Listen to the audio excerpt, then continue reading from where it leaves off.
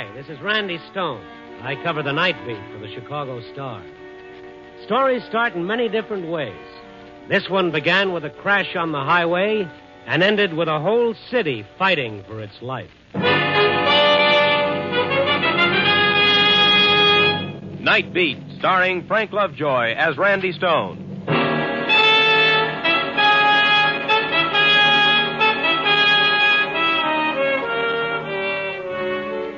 Joe's Diner is located about 10 miles out of town on the highway going north to St. Paul. Joe caters to the truck drivers who wrestle those big 20-ton diesel jobs. You know, the ones that scare the pants off you when you have to edge over to the side of the road so that they can pass. It's strictly a man's spot. The steaks are juicy, and the conversation even juicier. I stop in there once in a while myself to take on a little of Joe's home cooking and improve my vocabulary, like tonight. All right. With these eggs, they still alive. I'm going to get my truck rolled. Oh, how many hands you think I got? Like enough to push. I grabbed a stool at the counter and waited for Joe to catch up with me.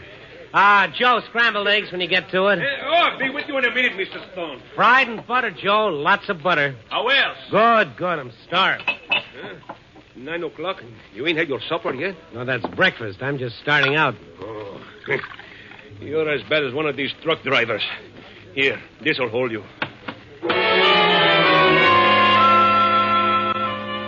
Joe banged a cup of coffee on the counter in front of me, and then it happened. It was a desperate shriek of brakes and a terrific crash out on the highway. In 5 seconds, a dozen men were on their feet racing for the door.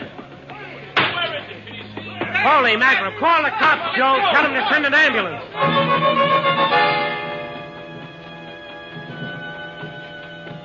It was almost a quarter of a mile away, but long before I got there, I could make out the shape of a big semi-trailer truck, and jammed into its rear end a brand-new sedan. We still had about 100 yards to go when the truck roared up and started pulling itself loose from the wrecked car. Get his license number, somebody! But the guy on the truck hadn't put his lights on, and he pulled away before anyone could get close enough. The sedan was there over on one side, and it was a mess.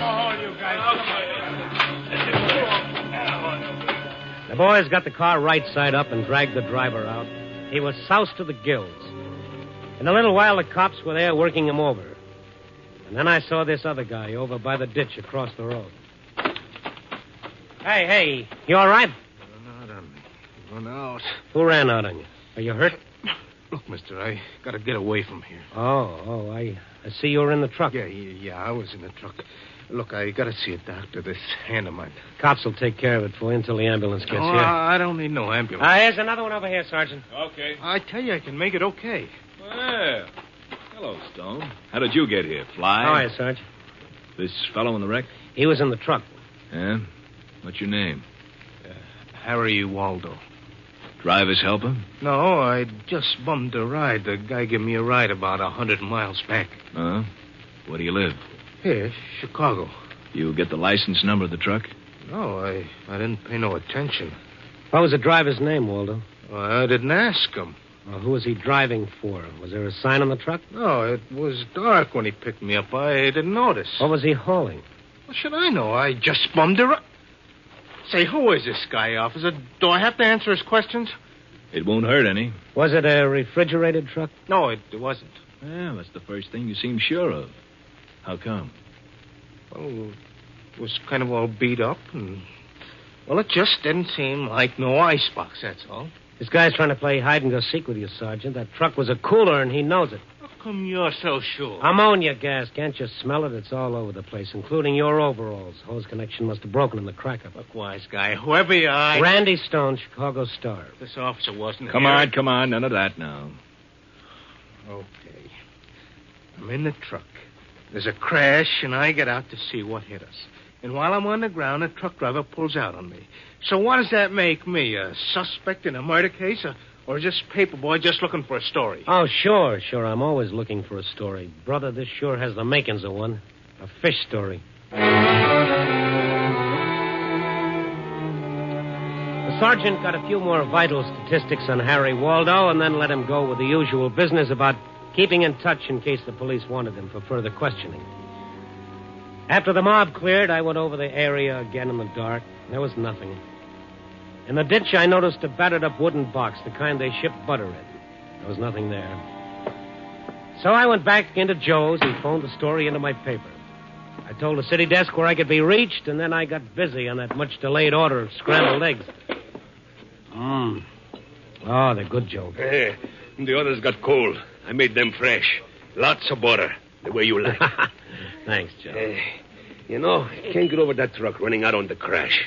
What do you want to do that for?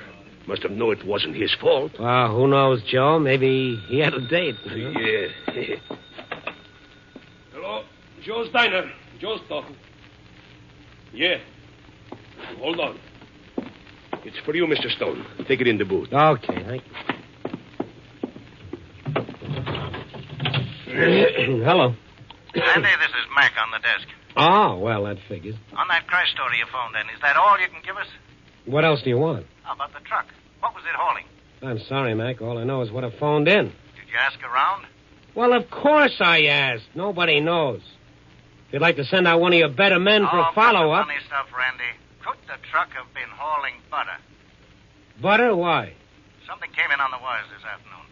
I thought we could tie it in with the truck running out. Oh. I'll read it to you.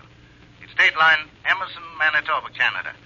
This city, hard hit by recent floods, reports theft of 21 tons of contaminated butter, which was being removed from the Ajax Creamery for disposal. Contaminated? The condemned butter, bearing the trade name of Dandy D, had been submerged for 3 weeks in stagnant sewage water because of recent flood conditions. Health authorities have expressed fears the butter may become the cause of a widespread typhoid epidemic. Typhoid? You think there could be any connection, Randy? 20 tons of typhoid fever in Chicago? It makes sense, Randy. It's only a little over 900 miles from the border, 2 days by fast truck. And it's a cinch they'd have a tough time getting rid of it any closer. Randy, you still there? Yeah. I'm not feeling so good, but I'm here. What's the matter with you? Just feeling that I'm on the verge of a story, one that I can do without. I ran back out to the ditch where I'd seen the wooden box. It was there all right. My heart sank when I lit a match and read the words, Number 1 Creamery Butter, Canada. Then I kicked the box over and saw a couple of greasy packages. There was some sort of a wrapping on them. When I read the words Dandy D, I began feeling bugs crawling down my throat. I went back to Joe's and got all the newspaper I could find and a pair of cotton gloves to boot. Then I picked up the box, put it in my car, and drove down to the Star. Mac's eyes popped through his glasses when he saw it. He got some Board of Health official out of bed and gave him the story over the phone. By the time we were through taking pictures, they had a crew of experts there to haul the stuff down to the lab for analysis. In the meantime, I helped Mac fix up a spread for the morning paper in the biggest, blackest type we had. Well, does that make you feel any better, Randy? Yeah, it sure does.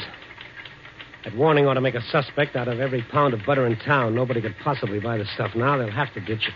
Randy, there's over $10,000 worth of butter on that truck. Typhoid or no typhoid, those guys are going to try to sell it. But how can they?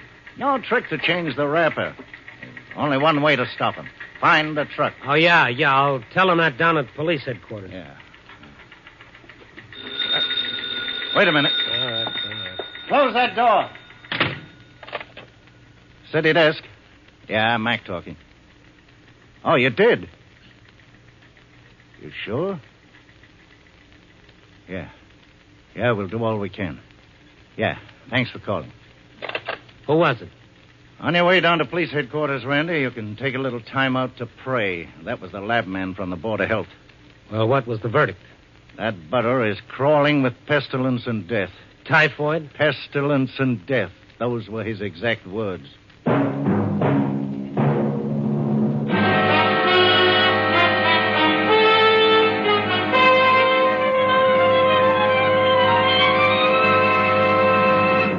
First, the police treated the typhoid butter story like it was a circulation builder for the Star.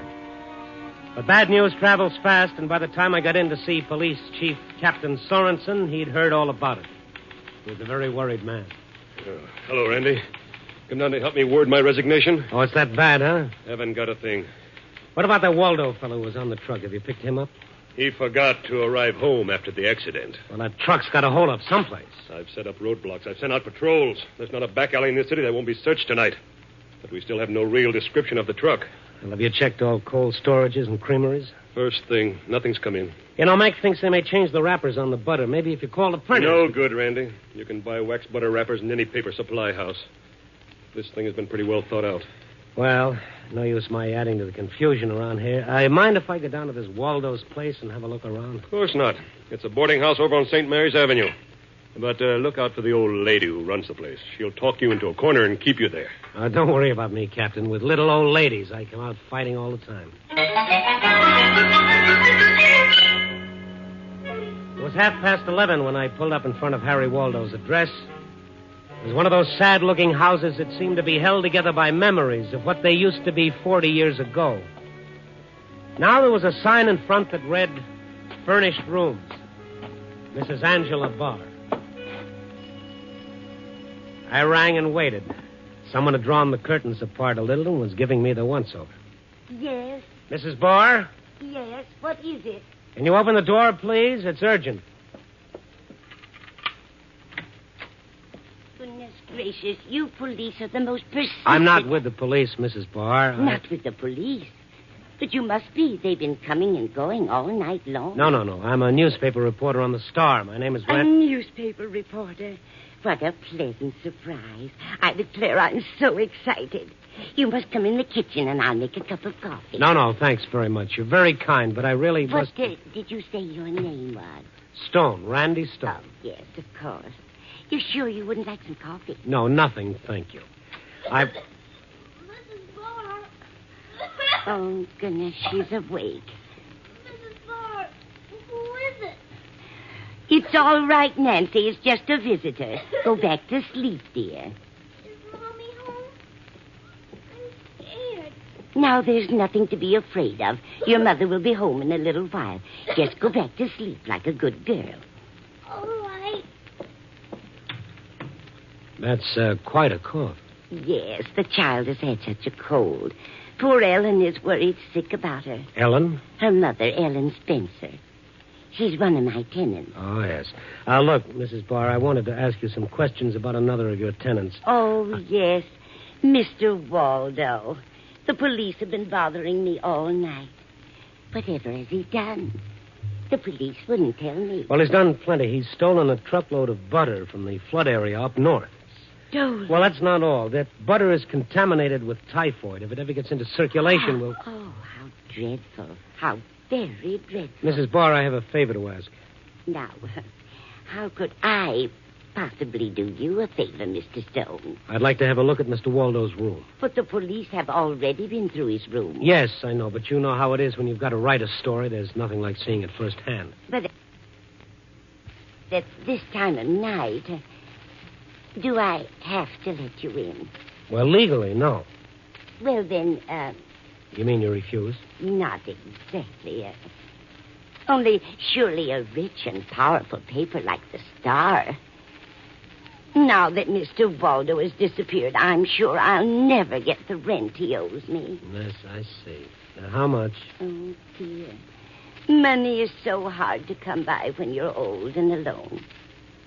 Now, if I had the $50, Mr. Waldo... It's owed worth me, 10. So little. Oh. Oh, but then, you're such a nice young man. And I do enjoy your newspaper so much. I'll take it. Her bright little eyes glistened as she took the 10 spot. Well, I guess it's like that when you're old. You can't eat too well. You can't sleep too well. You see life slipping by, but a 10 spot is something you can smooth out, put away, and look at again and again. Mrs. Barr followed me around as I went through Waldo's room. For a change, she had very little to say. I opened the drawers in his dresser. I looked under the bed. The kid in the next room was coughing again. I opened the closet door, and the smell that hit me was sharply familiar. Ammonia. In the corner, I picked up a pair of overalls that was saturated with the stuff. My friend Waldo had been home and changed. The phone downstairs started to ring. Oh, dear, the telephone. Want me to get down and answer it? No, it's probably Ellen. She's so worried about the child. Will you come down now? Just another minute. Oh, dear. You won't be long. I'd like to borrow these overalls if it's all right. Probably covered with germs. Hello. Wow, hello. What are you doing in Mr. Waldo's room? Are you a burglar? No, of course not. I'm one of Mr. Waldo's friends. Then can you tell me when my Uncle Jim is coming back? He was going to bring me something from his trip. Well, that's nice. Where did Uncle Jim go? He went away with Mr. Waldo in the truck. But Mr. Waldo is back and not Uncle Jim. Oh, does he drive a truck, your Uncle Jim? He doesn't drive it. He owns it. And he gives me a ride in it, too. Mm-hmm. Your Uncle Jim live here? Oh, yes. Uncle Jim is my really real uncle. He and my mommy are brothers. Oh, yes, I see. Nancy, you naughty child. Mrs. Barr. The idea of getting out of bed. I heard a noise. Back to bed with you, child. That was your mother on the phone. All right, Mrs. Barr. Good night, Mr. Burglar. Good night, Nancy. Imagine that child leaving her bed.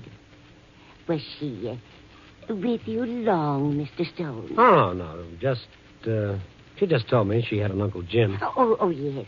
That's Ellen's brother. He's one of my other roomers. I understand he owns a truck. He's someplace in Ohio now, I believe.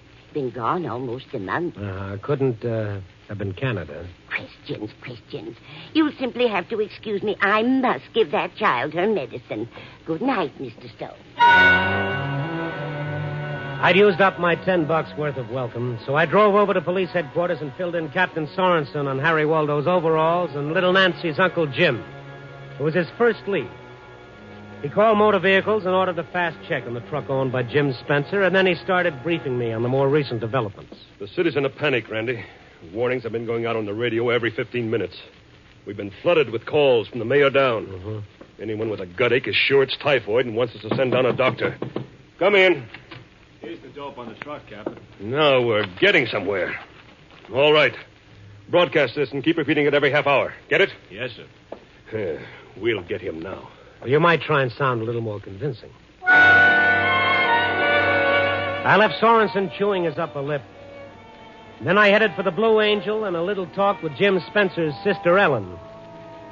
The Blue Angel wasn't meant to lure the better-class citizen away from his hearth and home. It smelled of stale beer and looked as if it were being lit by half a dozen fireflies.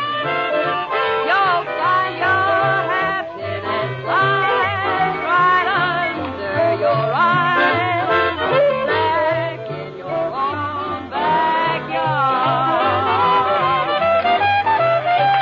I found an empty booth and asked a waitress if Ellen Spencer worked there, and after a while a girl came over. She was attractive in a tired sort of way.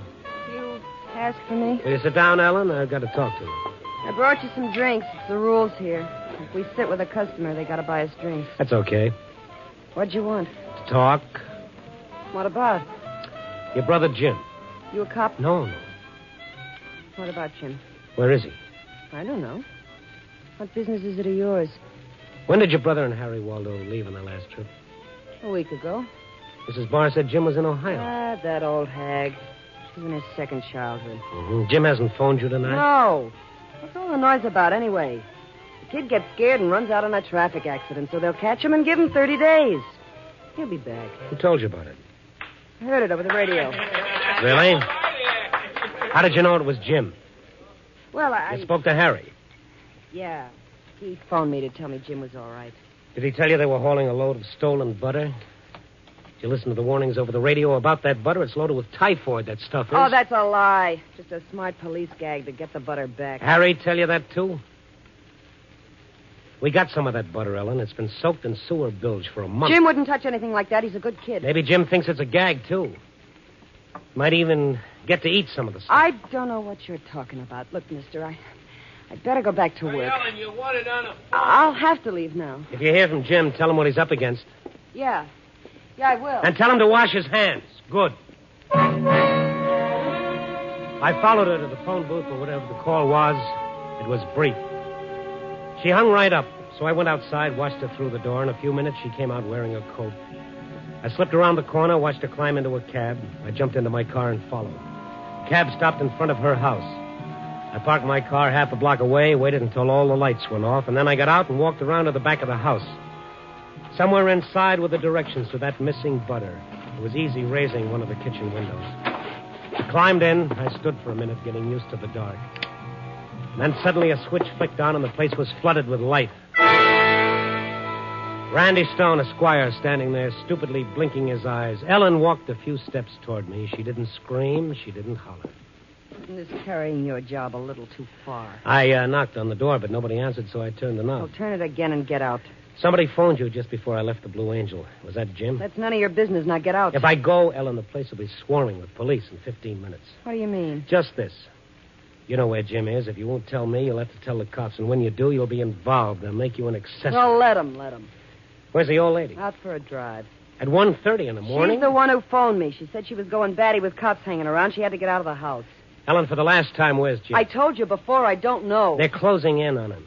You'll be doing him a favor if they get him before he's sold any of that stuff. Oh, are you still working that typhoid gag? It's no gag, believe me. You want the lab report on it? No. All right, then listen to it this way. Maybe you'll understand it. The kid sits down to eat, and his mother hands him a piece of bread and butter, only it's not butter. Something that's been lying around in the filthy sewer water for a long time.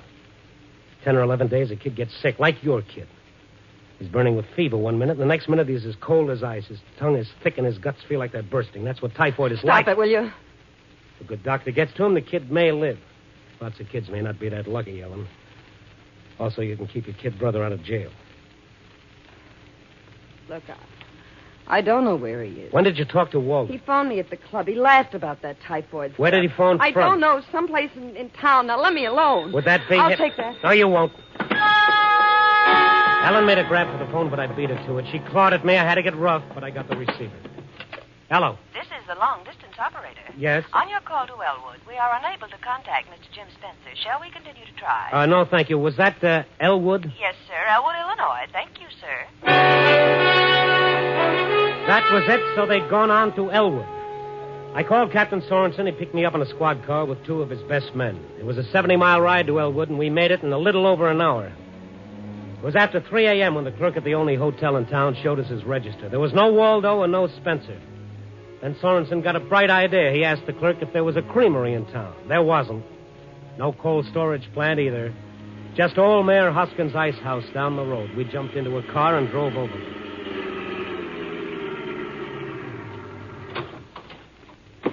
That's nothing but an old barn. Well, there's a light around the back. Randy, you come with me. You two cut around the other side of the building. Right. Oh, there's the truck. You see it? Yeah. All right, give me a lift, Captain. I'll see if I can get a look in through the window. It's Waldo. They got the butter? Yep. There's the other one. That must be Spencer. Well, get down. We'll take them now. All right, Spencer, get him up.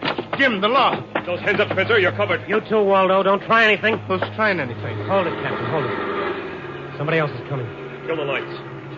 Don't make a sound, you two, if you want to live. We pulled the big door shut, flicked off the lights, and waited in the dark. Guns pressed into Waldo and Spencer. A car had pulled up outside. Whoever it was seemed to be having a time with the door. And then finally it opened and the lights went on. Mrs. Barr. Oh, goodness. How you startled me. Why, it's Mr. Stone. Have you been waiting long? And here I thought my lazy boys had gone to sleep. No, they haven't. And I suppose Harry Waldo has told you all about me. I just know he did. Well, not everything. That is, not yet he hasn't. I just knew that boy had no character. And now I suppose you want to take me back to the city. But I hate Chicago in June. I don't think I'll go with you. Don't come any closer. Drop it, lady. Okay, Mother. Randy, get the gun. Yep. Lady, don't you know these things explode? Now, wasn't that foolish of me? I was going to try to get away.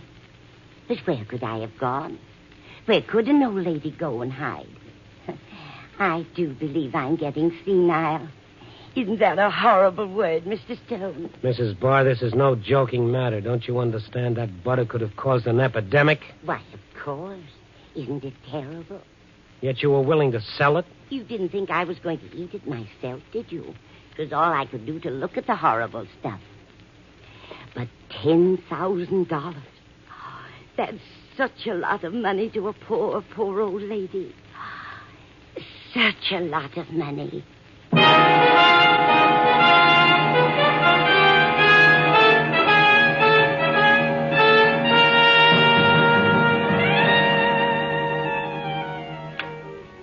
10 a.m. and it's all buttoned up. Oh, brother, what a nightmare if a thing like that had ever happened. And all from ignorance and greed. What's that old wheeze about money being the root of all evil? Well, it's not just money. There's got to be a touch of insanity sprinkled in along with it. Like that poor old lady. Poor? When the cops ran a make on her, they uncovered a fascinating record of over 50 years of criminal history, not to mention a dozen bank accounts. Guess she didn't trust banks any too much. Such a sweet old doll. Well, at least I got to see the sun come up this morning while we were driving back, climbing up into the sky like a great big yellow ball of butter. Oh, no, what am I saying? Copy, boy.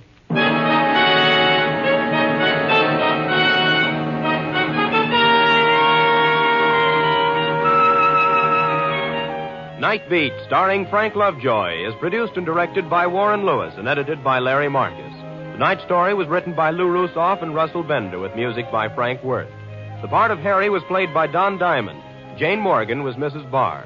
Others in tonight's cast were Joan Banks, Nestor Paiva, Peter Leeds, Ann Whitfield, and Tudor Owen. Frank Lovejoy may currently be seen in Milton Sperling's production Three Secrets, released by Warner Brothers.